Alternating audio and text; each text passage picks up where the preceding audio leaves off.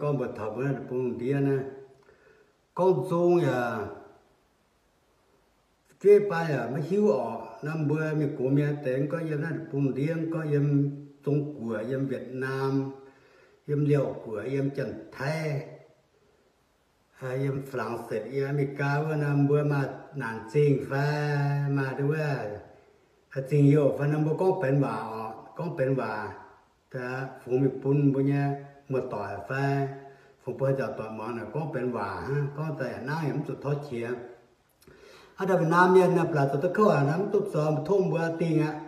Việt Nam miền Nam bữa giờ ta điểm mà ta thấy mua mà dùng này nè tụt bún điên là bữa can bữa mà hiu bữa can bữa mà hiu mà tao góp muốn tài nhưng mà tại Việt Nam miền tụi tao dùng góp muốn con cái đấy chọn nhỏ có bên chủ kia bây giờ bữa giờ tiền mới nhủ một cái nhà mẹ nấu đinh kén số yang sẽ bình sẽ nín nuôi kén xiêm phê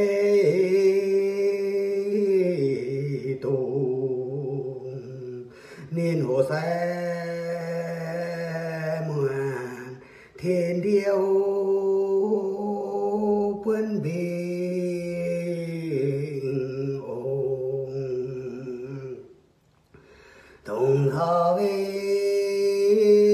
khi yêu thiên bình ngựa chiếm xe bên đồ giang ngoài phăng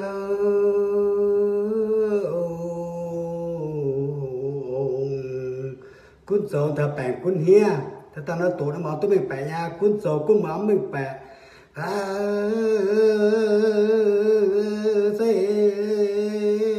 hỏi phun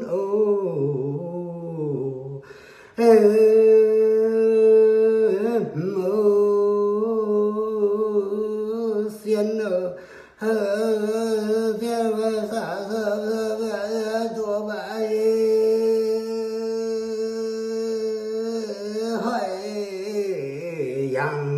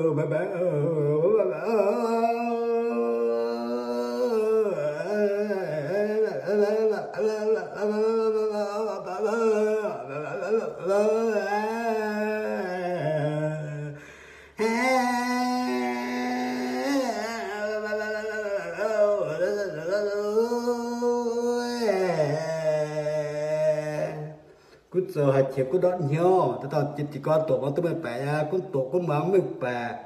tổ tầm ta kê, em sẽ kê quê, em sẽ quê, nhắm tốt giờ làm muang hà.